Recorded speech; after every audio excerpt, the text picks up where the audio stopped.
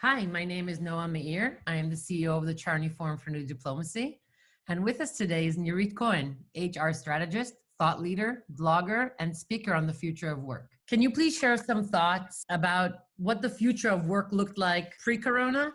We've been talking about the future of work has arrived, right? So we see the world speeding up. We see different ways of working, different definitions to what being a worker is, different ways of communicating within organizations. All of this affecting our professional selves, the way we manage our careers, the way we lead and manage within organizations, the way we connect together to work. And so all of this was already going on way before we hit the coronavirus situation. And I think what is happening now is we're just seeing this all speed up activities or changes that were already in the pipe. So that brings me up to my next question. What effect or change do you think the coronavirus will have when we talk about the future of work? Pre the coronavirus, we still needed to convince. We needed to convince that work is no longer a place you go to, but something you do. We needed to convince that the definitions of roles and professions and even personal identities was changing. We needed to convince that you could work from a lot of places, not just the office, that you need to manage people through what they do and deliver as opposed to where they are. Even education, by the way, even how we learn, right? The definition of learning and certifications, the roles of universities, the way we package, the definition of how we certify people to certain professions. We were worried about convincing. We are seeing the coronavirus situation bring in a lot of, or shine a light, if you will, on a lot of these options on what we can and cannot do, maybe what we should do. I think the longer this stays with us, the more we will discover that we could do things in different ways that we hadn't even thought of, or really discover that there are things we can do without. And when we go back, whatever going back means, it will be a different kind of back than it was, and we will stop, continue, change versus just simply readopt where we were. Thank you. Very interesting. Moving on to a different field that we are curious in hearing your thoughts. What do you foresee as potential implications of the coronavirus on diplomacy and globalization? We already knew we were in a global world, and we had multiple communication channels, multiple information channels.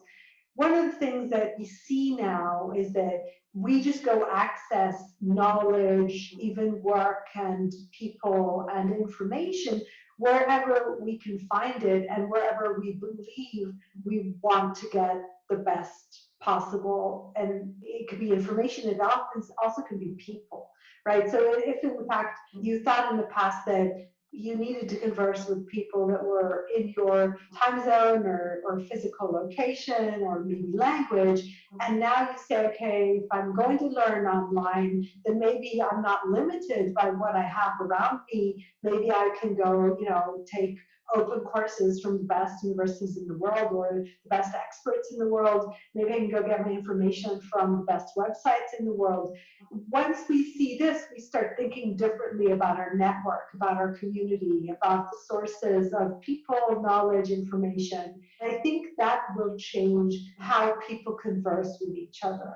So we start looking at more global world, and I know that there are other aspects of this whole event that is going the opposite way, right? Because countries are taking care of themselves and they're kind of closing the doors and trying to block important materials from moving out.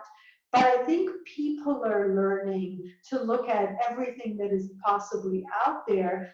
If I can work with a remote employee over digital tools, that maybe I can work with a remote employee wherever I can find them in the world, and they don't need to be in my time zone. And the same thing goes for studying, the same thing goes for collaborating. I think that will open maybe a different kind of diplomacy and globalization. And one other very interesting aspect here is learning to communicate in this space, right? So digital communication is not just regular communication over a screen. We know that global communication is not just translating a language into another language. There are nuances there. I think the more we learn to do that, the more we learn the nuances. So every crisis serves as an opportunity, and we touched a bit about this before, but what are a few potential opportunities that you identify as a result of the coronavirus? Opportunities that this crisis allows us really to reevaluate how we do things and everything that we thought was not possible. And we could talk about this in so many levels. I mean, there's the personal level of what you're really interested for, when you don't have time, when you have to work remotely and balance other aspects of life that has changed as well. What do you dedicate time to? Could you afford not to learn? If somebody doesn't call you into a classroom, can you afford not to read a blog or watch a video and open your mind up to new things? Then there's also really narrowing it down to, I don't have that much time. Where are the best sources of information? If you look at organizations, we're discovering, first of all, as I've said before, what we pay lip service to and where we really need to figure out where digitization can help us. Where we need the human aspect of people, and then what is it exactly that we're asking them to do. You can clearly see the people rising up and taking a role in leadership and making things work, and we can see those that nobody notices if they're absent, right? So the people that just clocked in, we can see them too. And then I think that's also true in how we operated in the broader ecosystem. So really how we work with our customers, thinking about kind of the win-win-win of your customers, your suppliers, your employees, the community.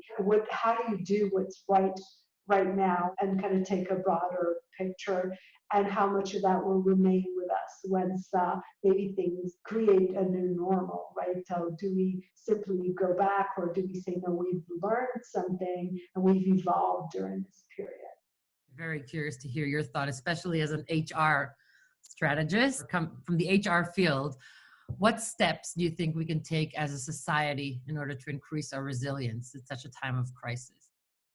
I think societies have a huge part to play in helping people, organizations, and economies transition and thrive. There's infrastructure that we're struggling with. Businesses, as usual, is no longer there.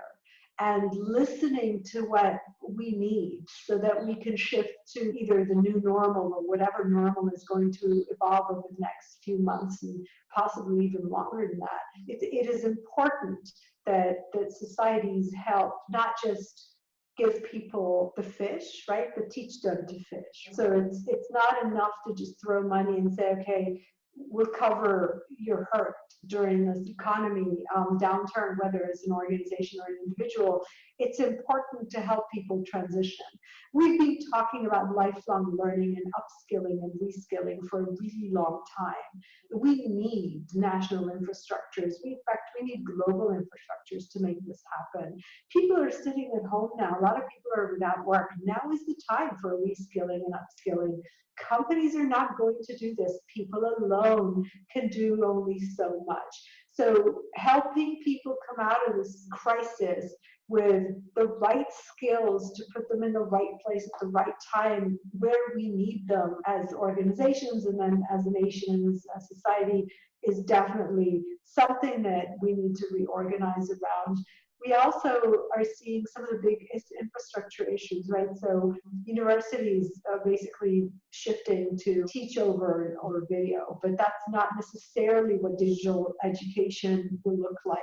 We've also seen great things like a lot of organizations and universities opening up their courses and their infrastructures for global use, right? And so I think learning what people really need and then helping them through this so that we come out on the other side ready for the next challenges, as opposed to just keeping everyone afloat, is what I would want my country to do for me right now.